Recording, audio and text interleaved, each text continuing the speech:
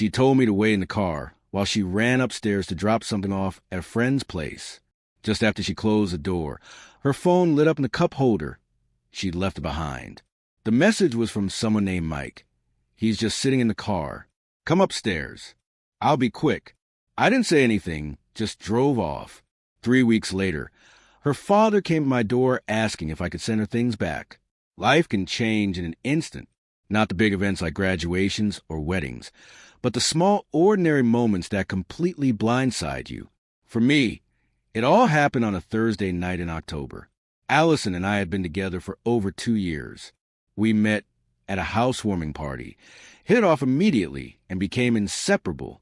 I worked as a software developer for a healthcare company with a stable career and good benefits, while Allison was a veterinary technician at an animal hospital across town.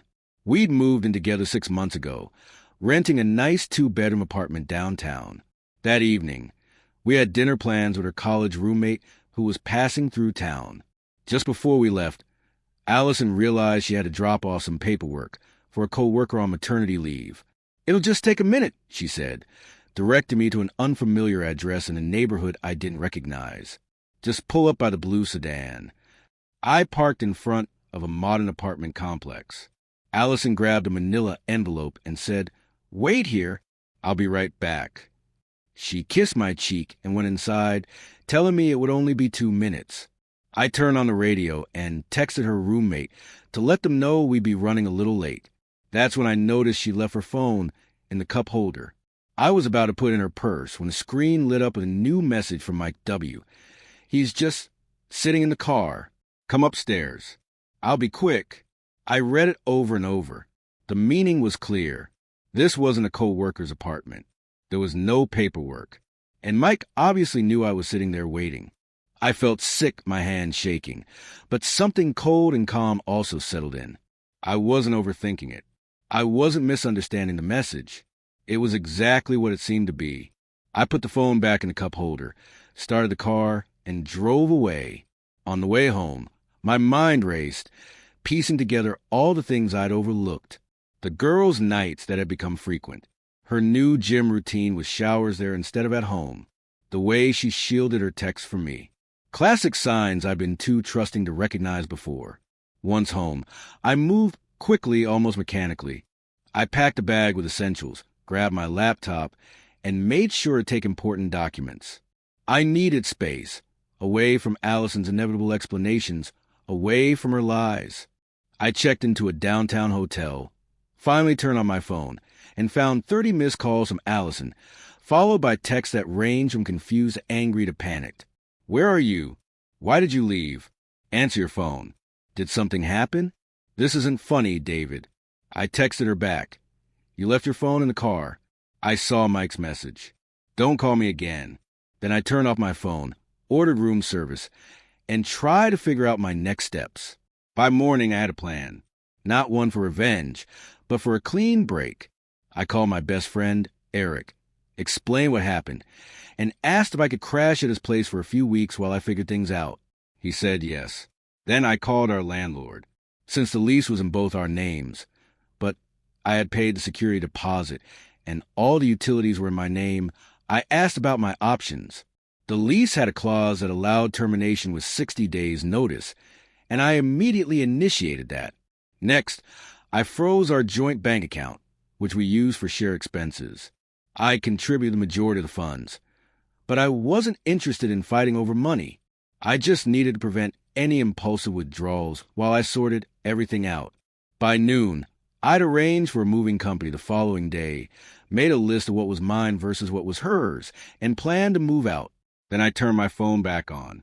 43 missed calls, voicemails ranging from tearful to furious, dozens of texts from Allison, and some from mutual friends asking if everything was okay. Allison had sent a long message at 3 a.m. "David, please let me explain. Mike is just a friend from work." The message was a joke. He knew I was dropping off paperwork and was teasing me. "Please come home so we can talk about this. You're scaring me." It was a convenient story, almost believable, but not when I remembered all the signs I'd ignored for months. I didn't respond to her, but I did text our closest friends telling them that Allison and I had broken up and that I was taking some time to myself. No details, no accusations, just the facts. When I returned to the apartment later that night, Allison was waiting. Her eyes were red and swollen from crying, her hair pulled back messily. She stood up as soon as I walked in. "Where have you been?" she demanded, her voice trembling. "I've been worried sick." I walked past her toward the bedroom and started packing more clothes. She followed me, standing in the doorway. "Are you even going to talk to me? Give me a chance to explain." I kept packing. "The message was pretty clear, Allison." "It's not what you think," she said, her voice rising. "Mike's gay. He's just a work friend. That message was a joke." I stopped and looked at her. "That's really the best excuse you've got, that he's gay?" Her story was falling apart. If Mike was just a work friend, why had I dropped her off at his apartment under the guise of delivering paperwork? If it was innocent, why the secrecy? "I swear, David, nothing's going on," she pleaded. "I don't know why he sent that message." I zipped up my suitcase. "I'm staying with Eric for now. I've given notice on the apartment. We have 60 days to find new places." Her face twisted in shock. "You're ending our lease without even talking to me?" The argument erupted out of nowhere, and I was left standing in the middle of it. She accused me of cheating, but I denied it. Tears streamed down her face, and her voice quivered as she shouted at me, desperate for me to believe it was all a misunderstanding. But I'd already made up my mind. I grabbed my bag and moved toward the door. "I'll be back tomorrow with movers to take my stuff," I said, my voice calm but resolute. She reached for me, grabbing my arm, her grip tight. "You can't just do this. We need to talk like adults." I gently pried her hand off my arm. "I'm not interested in being manipulated or lied to. I've made my decision." I turned to leave, but she quickly switched tactics, trying to negotiate. "Fine, leave," she spat. "But don't think you're taking anything we bought together. And you better keep paying your share of the rent until the lease is up." I paused and glanced back. "The lease termination is already filed. The security deposit covers the penalty. Everything we bought together stays with you. I've only packed what's mine." Her face twisted with fury. "You planned this all in one day." "Who is that?" "You must have been looking for an excuse to leave." I didn't respond. The irony of her words wasn't lost on me, but I left without saying another word.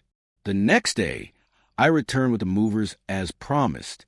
We packed up my furniture, electronics, and whatever personal items I had left. Allison wasn't there.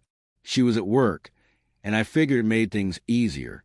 By Friday evening, I was settled into Eric's spare room. The chaos of the past 24 hours didn't feel so overwhelming. In fact, I was surprisingly calm. The weekend brought a barrage of messages from Allison, all of them cycling through anger, bargaining, and desperate pleas. I only responded once, sending a simple message: "Please don't contact me anymore. I've said everything I need to say." Then on Monday, things took a strange turn.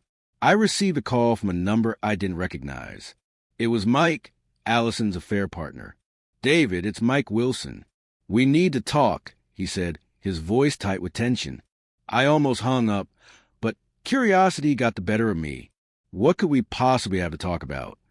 I asked. "It's not what you think," Mike said. "Allison and I aren't together. It's complicated." "I'm not interested in your explanation," I shot back. "Whatever's going on between you two isn't my problem anymore." Mike's voice lowered. "Look, she's spiraling. She showed up at my place last night, completely drunk, threatening to tell my wife about us if I didn't help convince you. It was all a misunderstanding." I froze. "You're married?" "Yes," Mike sighed. "Allison and I, it started as just drinks after work. Then it became more.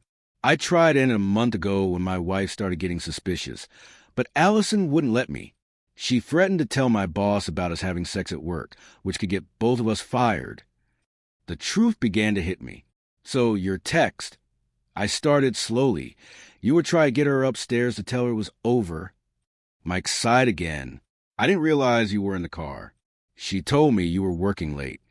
It clicked. Mike wasn't just some random guy. He was her affair partner, and I'd unknowingly given him the perfect opportunity to end things. "Why are you telling me this?" I asked. Because she's out of control, Mike said. She's threatening both of us now, and I thought you should know the truth. I hung up the phone and called a lawyer friend for advice. He suggested I document everything and consider a restraining order if things escalated. The next 2 weeks were quiet. I found a new routine, worked the gym, spent evenings with friends, or quietly coded at Eric's place. I also started apartment hunting and found a place closer to my office. Then Allison's messages slowed to a trickle before completely stopping. Mutual friends told me she had been telling everyone I was emotionally abusive and had left her without warning. Most people didn't believe her given how suddenly everything had happened and how happy we'd seemed just days earlier. Then came an unexpected visitor. One evening, I was at Eric's when the doorbell rang. Eric answered it, then called me over with a puzzled expression. A man stood on the porch looking uneasy but determined. "David," he asked when I stepped outside, "I'm Robert, Allison's father." I braced myself for accusations, but his next words took me by surprise. "I'm here to apologize for my daughter's behavior and ask if you'd be willing to send her remaining things to our house in Portland." I invited him in, wary but curious. Over coffee, Robert explained that Allison had moved back to her parents' house after being fired from the animal hospital. "Fired?" I asked, surprised. Robert nodded grimly. Apparently, her relationship with Mike violated workplace policies. He was her supervisor, though she never mentioned that to you, I assume. "No," I replied, shaking my head. She didn't. Her relationship with him came out after his wife found out. Robert continued. They were both fired. Allison showed up at our door last week claiming you'd thrown her out, but her story kept changing. Then yesterday, Mike's wife called us. I listened as Robert detailed the conversation. How Mike's wife had found months of messages between them, how Allison had pursued Mike aggressively despite knowing he was married, and how she'd threatened both of them when Mike tried to end things. "We raise her better than this," Robert said, his voice heavy with disappointment. "Her mother and I, we don't understand how she became this person, but we want you to know we don't blame you for leaving. We would have done the same." I felt a strange sense of closure hearing this. I packed up Allison's things and told Robert everything was in storage. "I can send you the key and details," I said. He thanked me, then hesitated. "There's one more thing," he said. "Allison is getting help now. Professional help. The therapist thinks she has some significant issues we never recognized. It doesn't excuse what she did, but it explains some things." I understand. I finished the sentence for him. After Robert left, I felt an unexpected lightness. Not happiness exactly, but the sense that a chapter had truly closed. That was 4 months ago. Now I'm settled into my new apartment, focused on my career, and slowly opened myself up to the possibility of dating again. Allison remains in Portland with her parents, undergoing treatment for what her father later told me was borderline personality disorder. As for Mike, his marriage couldn't survive the scandal. His wife left him, and according to LinkedIn, he's relocated to another state, starting over with a significantly downgraded career. Sometimes I think back to that moment in the car, staring at the message that changed everything. If I hadn't seen it, how much longer would the deception have continued? How much more invested would I become before inevitably discovering the truth? In the end, I'm grateful it happened when it did. Not because it hurt any less, but because it gave me the chance to walk away with my dignity intact. No dramatic confrontations, no desperate attempts to save something already broken. Just a clear-eyed assessment of the situation and the strength to remove myself from it. Sometimes the best revenge isn't revenge at all. It's recognizing your own worth and refusing to accept anything less.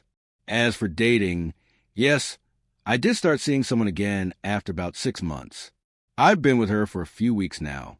She's a software engineer I met through a mutual friend, and we're taking things slowly with clear communication and healthy boundaries.